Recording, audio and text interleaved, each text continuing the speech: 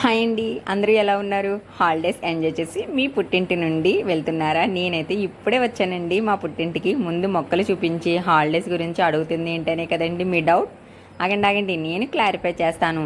మీకు ఈ వీడియో నచ్చినట్లయితే లైక్ చేసి, షేర్ చేసి, సబ్స్క్రైబ్ చేసుకోండి. ఒక సబ్స్క్రైబ్ చేసుకోవడం వల్ల ఏమైపోతుంది? మీ సొమ్ము ఏమన్నా పోతుందా చెప్పండి?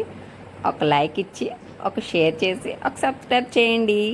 సరే, కంటెంట్లోకి వచ్చేస్తాను. మన భూమాత నుండి వచ్చినవి కదండి ఈ మొక్కలు. అలాగే ఈ పొడిమి తల్లి తన భూగర్భంలో చాలానే దాచిపెట్టుకుంది. ఇందులో ఒకటి మీకు చూపించబోతున్నాను. అవేనండి మట్టిలో ఊరిన తేగలు.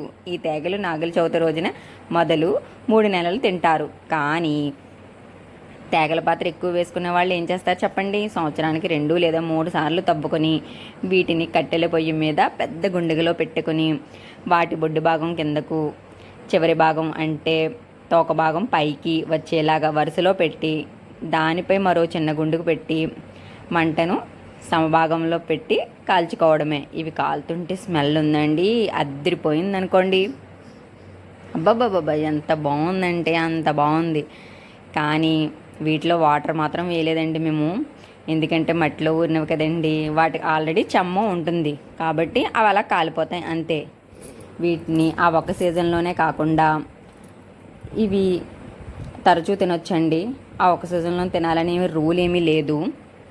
ఇవి తినడం వలన మనకు లివర్లోని ఇన్ఫెక్షన్ మరియు మోషన్ ఫ్రీగా అవ్వలేని వాళ్ళు వీటిని అప్పుడప్పుడు తినడం వల్ల చాలా ఉపయోగాలు ఉన్నాయి. మోషన్ ఫ్రీగా కూడా అవుతుంది, దాని నుండి ఉపశమనం లభిస్తుంది వాళ్ళకి. అంతేనండి, మేము ఎలా అయితే డెకరేషన్ చేసుకున్నామో, మా ఇంటికి వెళ్తే మా పుట్టింటి వాళ్ళు మమ్మల్ని చాలా గౌరవంగా చూసుకుంటారండి, ఆప్యాయంగా పలకరిస్తారు. చాలా బాగుంటుంది వాళ్ళ ఆప్యాయత, అనురాగం అంతా కూడాని. మా చిన్నన్నగారు మాకు ఇలా తేగలు కాల్చిచ్చారండి ఈ సమ్మర్లో. ఎలా ఉందో చెప్పండి. లైక్ చేసి, షేర్ చేసి, సబ్స్క్రైబ్